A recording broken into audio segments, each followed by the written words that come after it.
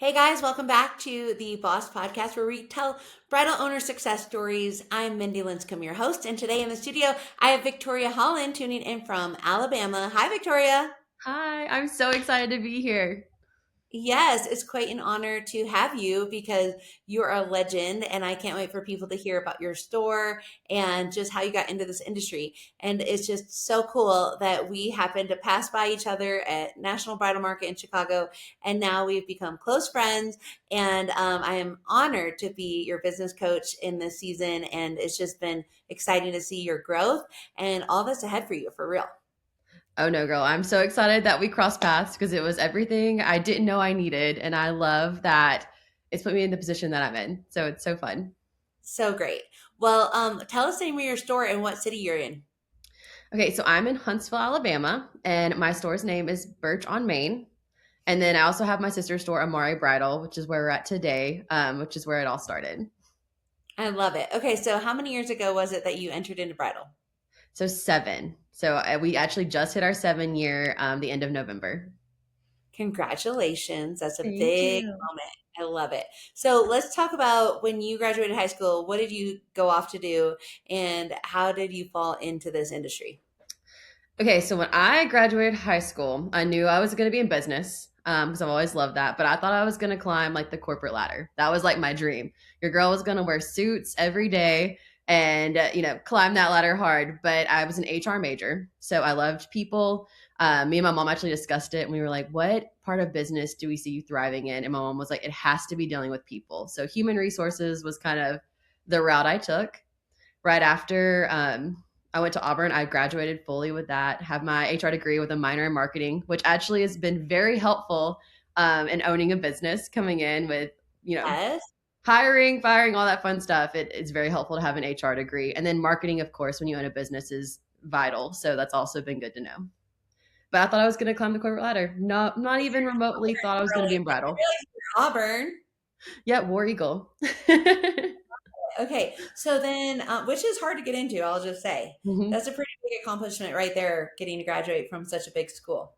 I know, girl, but I come from a Bama driven family. So, like Auburn, Alabama, big Yes, competitors. So, my yes. dad, I grew up in little Alabama cheer uniforms. Like, my dad watched every game, all the things. So, when I told him that I was going to Auburn, he literally looked at me and was like, "My money's going to Auburn." And I was like, "Yes, sir, it is." So, that's how that went down. Oh He my finally got goodness. on board and was very supportive, but it was like watching the blood drain Why from did this he man's choose it face. over Alabama? I'm curious. So I toured both, and I just felt like Auburn had more of that community feel. It just, when you walk on campus, you always get a feel either way, and it just gave me that like comforting feel. And Okay. Alabama was too big and spread out. First Alabama game 2 weeks ago, Alabama LSU home field night game. I gotta say, your dad has something right when it comes to like the culture of football. Oh, Alabama absolutely. is like that's where it's The at. top. Like you can't beat Brian Denny Stadium. Like you just can't. My It's best friends did go to Bama though, so I can't say that I wasn't there like every other weekend, So I get to say I kind of went to both, but Auburn was my home base. And then I went and hung out with my best friends at Alabama as well. okay. So, what do you do after you graduated? What was your first job after college?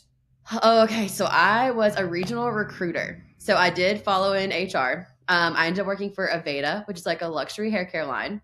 I moved to Franklin, Tennessee, which is close to Nashville. Moved there, and they put me in charge of Alabama, Tennessee, and Georgia. So your girl was traveling on Monday mornings, driving from Nashville to either Atlanta or Birmingham, and then back to Nashville at the end of the week. So I was like platinum member, whatever it is with Hilton. Like I had all the travel points, but it was fun to do like the recruiting job. But if a hotel knows your first name, I feel like you're traveling a little too much for me. And so that's kind of how I knew I wanted to make a change, was because I told my mom, I was like, I can't have a boyfriend. I miss my dogs. Like I loved recruiting. It was fun for an after college job, but it was not sustainable for me to move forward in life. And so that made me start thinking of what am I good at? What do I love? What I want to do? And that's just kind of put that little bug in my ear. And so, do we tell you how I got into bridal? Because it kind of flows into that, actually. Okay, so So which, by the I way, that's a really good job right out of college. Oh yeah, like I had so I actually ended they flew me to Texas too a lot because they had schools all over like the South. So I was got to travel a lot. It was really fun. Like I cannot complain. They got my start. Me and my old boss are still very good friends. And one day I know her daughter will hopefully come get her dress for me too because we communicate all the time and we share contacts and all kinds of stuff. But I wanted a home base and I feel like I didn't want to be on the road all the time. So when all that happened, I called my mom and my little sister had just gotten engaged and she was like, Tori, you have to come home. Like you have to help me find your sister a dress. Like she literally is just hating everything, like threw a fit in one store. So funny stories. And I was like, okay, mom, I got you. So I came home, went dress shopping with her and I just saw a need in my town. There was not that many. The ones that had been here for a really long time. And there's nothing wrong with that. They just didn't fit the vibe of where I saw my sister getting her dress. And so, or where I saw me getting my own personal dress. So I was like, hey, wow, I was like, mom, I feel like I can do this. And I feel like I can do it really well. And so I flew back to Texas after that because that's where they had me at the present moment. And I always say a quick little prayer whenever I get on an airplane. And I feel like we all want an answer from God, right? But I did say a quick little prayer and I was like, hey, if you see me doing something like in this industry, in this field, can you just give me a sign? And I cannot make this up. When the plane landed, I had a missed call from my mom and she said, Tori, I know of a bridal store. It's closing. If you want it, it's yours. And she said that because I had been saving up for a house. So instead of buying a house in Tennessee, in Nashville, I bought a business. Now, when I took over the business, the build out was there, which is great. But she had sold off all of her dresses. I basically just took over the lease. So I knew nothing. I went in, I was like, let's sink or Pay for swim. that? Wait, from what? Did you pay for that? Yes. So I had to go in, I had to buy whatever stuff was left in the store, and I had to buy the dresses she did have left. I did have to buy them in bulk, just all of them. But did you get a good Um, deal? I would say I think looking back now, it was 2018, like the end. I do feel like I should have paid a little less than I did, but I feel like the build out itself was worth it for me because I didn't know. You know what I mean? Like I came into this knowing absolutely nothing. Like But I at least jumped. there was a framework for you to There work was with. framework, yes. She at least Okay. told me about Bridal Live. Like I have started my business with Bridal Live, right? She told me about market. So like I didn't have to just like completely dive in blinded, but I handed her a check. She walked away, never saw her again. So she was like, thank goodness you were my answered prayer. Have fun, good luck. And I was Like, good okay, luck to you. Yeah, we're totally. gonna sink or swim. And that's what I told my mom. I was like, I'm gonna go all in. And I asked the right questions. I became friends with reps really quickly. And actually one of them was like literally one of my best friends now. She owns her own store, everything. But I feel like God surrounded me with the right people at the right time and allowed me to ask the right questions and allowed me to grow that way. Now, I wouldn't say it was easy because this store that I'm in right now is actually below apartments. So it's like a storefront kind of thing. Yeah. And I lived in the apartments right next door. So I could walk to and from work, like up and down. And then I would stay till midnight. So I was the marketing, advertiser. I steamed dresses. I had to take every appointment because it was just me when I started. So I did all of it and loved every minute of it. Was burning the midnight oil though, like literally going home at midnight because if you sell dresses all day, you have no time to do your admin stuff till the very end of the day. So I had to stay till all that was done, get dresses in, call brides, do everything. So it was a very fun and exciting moment when I was able to start having a team and go from there. But that is how it started. And then the only other cool fact that I think is cool about my story is the store that I'm actually sitting in now is the one that my best friend got her wedding dress from back in 2017. And that day when I went dress shopping with her, I told her I was going to do this one day. And now I own the store that I said that in. So it's kind of like a cool, like That God is thing. And just, I spoke that into existence. you did. How amazing So is that? And so at what point did you expand to a second location? okay, so that was year 5. So I did stay in my current location for 5 years. It allowed me to get a manager. Um, and kind of have that support. And that gave me the freedom to look forward and kind of make that jump of moving to my second location, which was 4,500 square feet, where my first one is 800. So I didn't just do a small leap. I said, send it. Did you're like, I'm going all in. I'm going all in. I was like, let's do Well, it. you're like the premier place to shop in Huntsville, Alabama, Yes. and And that's what surrounding I was like, yeah, that's what I wanted. I wanted, like, I know Kleinfeld is kind of like the universal name, right? Like everyone knows that. So I kind of wanted that experience for my Huntsville brides. I didn't feel like, I'm just tired of them going to Nashville, to Birmingham, to bigger cities, because I didn't feel like Huntsville could provide that for them. And that's what I've kind of created, is a space where and brides can come and have that luxury like moment.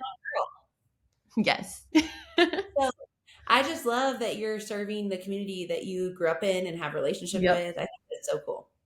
And I think that's been one of the funnest parts for me, is the community aspect of it, of getting to meet other entrepreneurs and vendors and all other people in our bridal industry. So that's been really good and really That's fun, so, honestly. yeah, I was gonna say, knowing what you know now, I'm curious to what's like the biggest surprise, and that could be negative or positive. Like, what's the thing that you're like, I had no idea it was gonna be like this? Okay, and this could be area specific. So I don't want everyone to think this, because I'm sure other people maybe don't have to deal with this.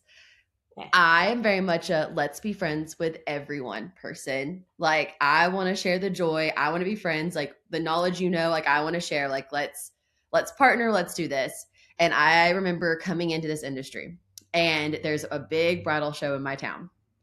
And I was so excited. I called them because I was going to hit it right. Like, I just opened right before this show. So I called them. I was like, hey guys, do you have a booth left? Like, I would love to be a part of this. I'm new. And they're like, oh my gosh, we have one table left. I'm like, meant to be, let's go. And they're like, what do you do? And I'm like, I sell wedding dresses. I own a bridal store. They're like, I'm so sorry. I was like, you can't be a part of that because you sell dresses. And because they do like a runway show in it, which I wasn't asking to be a part of. I just wanted to, come have a booth. And they were like, we just don't want to confuse the brides about all of that. So no other wedding store is allowed in our event.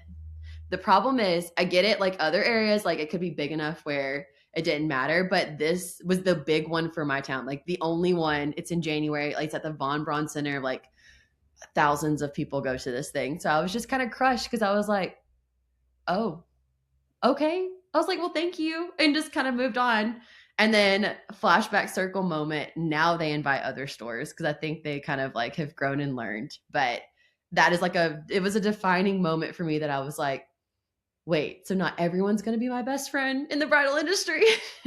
And had to kind of grow the hard way and learn that maybe not starting off. But I will say the industry's grown a lot. And I feel like we all have learned to like communicate. And there's still some, not as nice people, but most of us are very friendly and stuff like that. But that was my big, like, if I would have known that moving forward first, I think my expectations would have been a little different.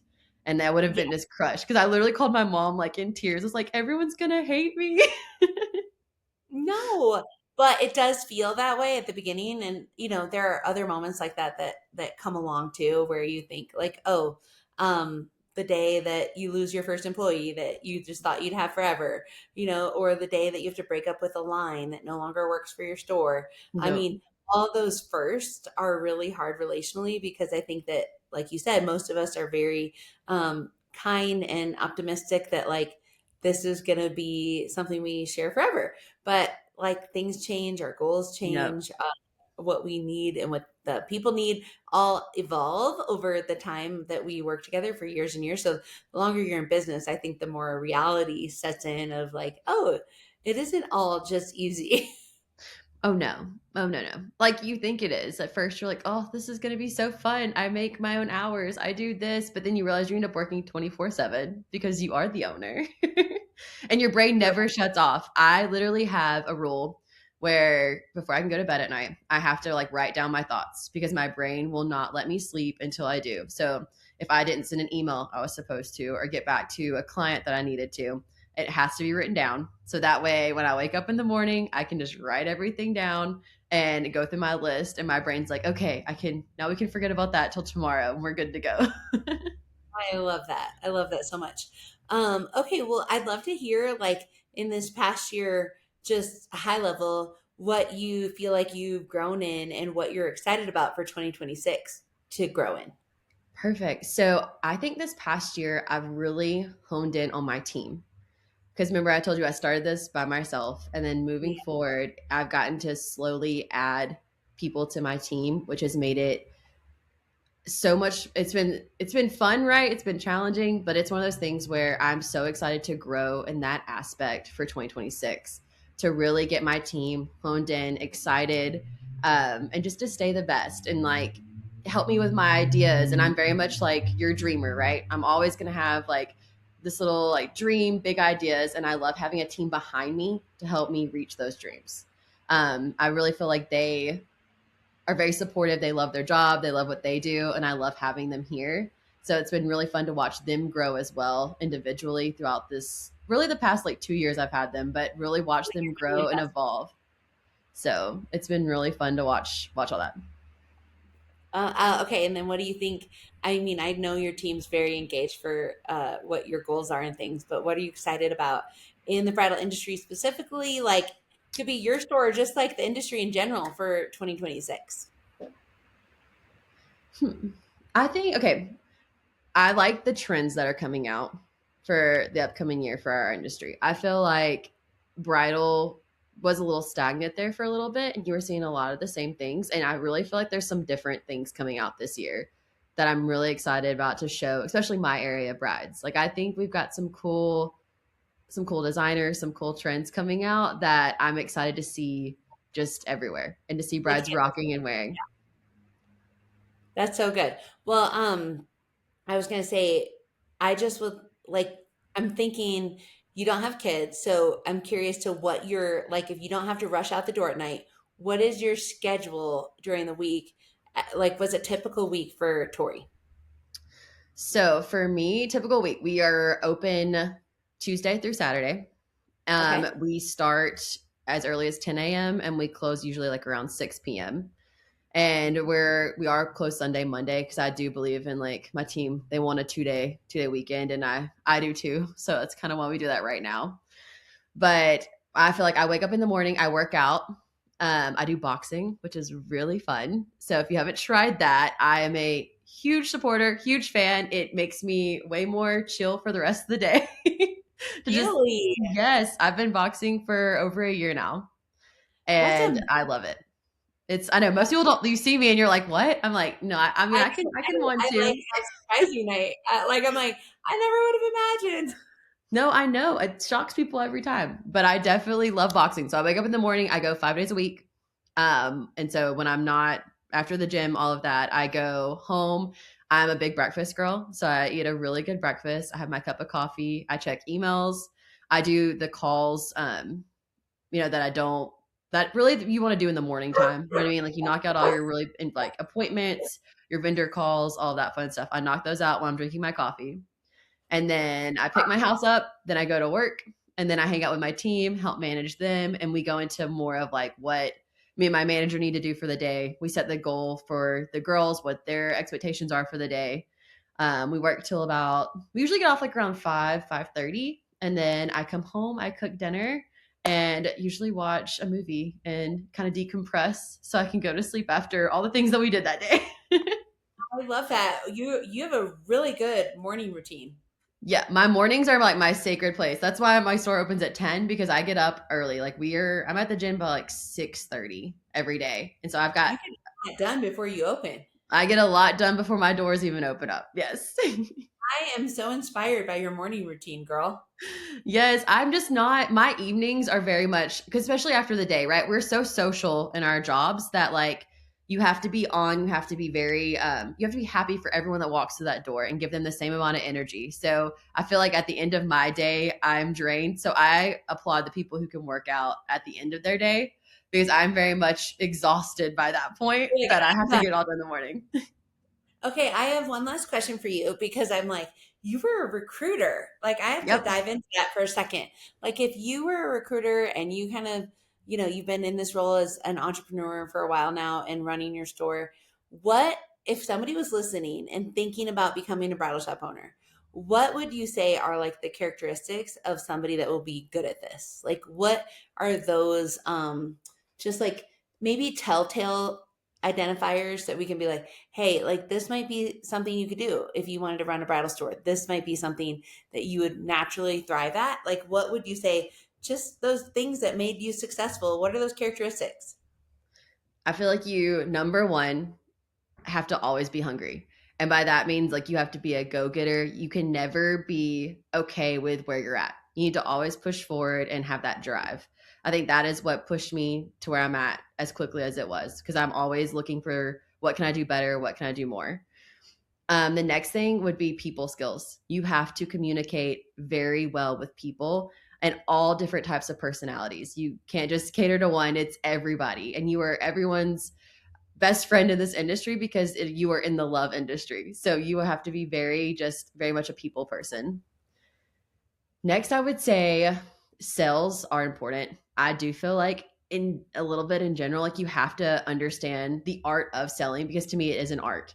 Not everyone is good at it. Not everyone can do it. And you do have to kind of continue your education on that aspect of it too, to continue to grow with your different trends and different times. So those are I would say like my top three. If you're just an entrepreneur in general, is you have to be a go-getter, very much a people person. And then you have to be good at sales in our industry. And then I would say you have to be able to be a leader and you have to know how to, if you're ever going to grow, you have to be able to lead people and find your counterparts. So what I'm not good at is what I like to hire. So you have to find the people that can help you with your downfalls and kind of help you kind of coach them, they coach you and help you to get where you want to be. Love Those are it. my kind of top. That's so awesome. Okay, well, I think people are going to want to follow you, want to celebrate your journey. So I'm very curious where they can find you as a person online and where they can find your store. Can you tell us about that? Yes. Okay. So my first one is Birch on Main. So it's Birch on Main. My second store is Amari Bridal, and that's Amari. And then my personal is T Hall 24. So THOLL 24. I love it. Well, I'm so excited for this episode to come out, and I know it's going to encourage a lot of people that either own a bridal store already and feel totally normal now hearing your story, or thinking about owning a bridal store and be like, hey, like nobody goes into this thinking, like, when I grow up one day, I'm going to own a bridal store. It's just kind of like, it's a really neat story how it comes to be for all of us. And I'm really happy for you and all of your success. And I can't wait to see so many more wins in the future. Well, thank you so much. I'm so excited to have you on my team now too, girl. I feel like having you be able to coach and just lead me, I'm just going to kind of grow even more. And that makes me very excited. Yes, the best is yet to come. Absolutely. Thank you for joining us on this episode of Bridal Owner Success Stories. I hope you found some inspiration and encouragement for your own career in the bridal industry. If you enjoyed today's episode, please make sure to like, subscribe, and share it with your friends. We are in this together.